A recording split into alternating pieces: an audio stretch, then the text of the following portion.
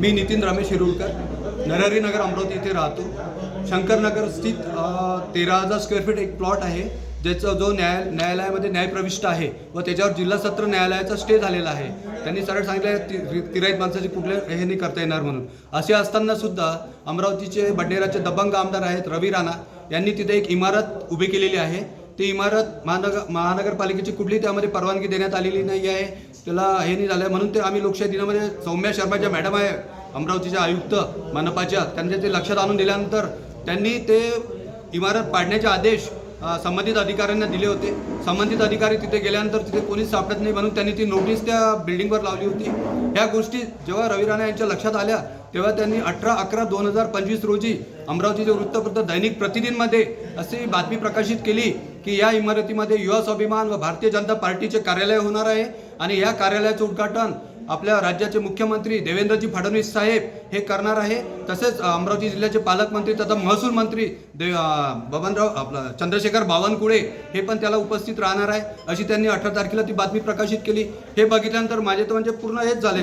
मी म्हटलं की मी न्यायप्रणालीने चाललो, न्यायालयाचा त्यावर स्टे आहे, एवढं सगळं असताना हे असं कसं काय असू शकतात? म्हणजेच अमरावतीमध्ये चाललं आहे का तालिबानी कारभार चालू आहे का अमरावतीमध्ये, की जिसकी लाठी उसकी बैस? मग आम्ही सामान्य नागरिकांनी कसं करायचं, आम्ही काय करायचं, आम्ही कुठे जायचं न्याय मागायसाठी?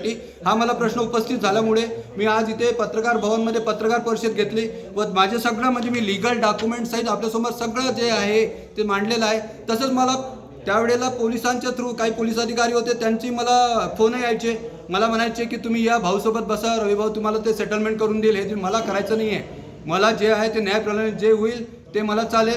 मी कोणाशी सेटलमेंट करणार नाही, मला कोणाचे पैसे नाही पाहिजे. मी कुठल्याही पोलीस प्रशासनाच्या याला दबावाला बळी नाही पडणार आहे किंवा मला राजकीय दबाव तंत्राच्या याच्यामध्ये कोणी काही हे करायचा प्रयत्न करत असेल तर मी त्याला बळी पडणार नाही आहे. माझ्या जीवाला कमी जास्त झाला, माझ्या परिवाराच्या जीवाला कमी जास्त झाला, राजेश तलरेच्या किंवा त्याच्या जीवाला परिसर झालं तर त्याला संपूर्णपणे बडनेराचे आमदार रवी राणा हे जबाबदार राहील. असा मी लेखी तक्रार पण तिथे CP ऑफिसला पण दिलेली आहे, राजापेठ पोलीस स्टेशनला पण दिलेली आहे. पण माझ्या 10 रिपोर्ट्स पोलीस स्टेशन किंवा CP ऑफिसला आहे, त्याच्यावर आजपर्यंत कुठल्याही कारवाई झालेल्या नाही आहे. मला कळत नाही आहे की हे जनप्रतिनिधी हे लोकसेवक आहे की लोकभक्षक झालेले आहे आता, हे मला कळत नाही आहे.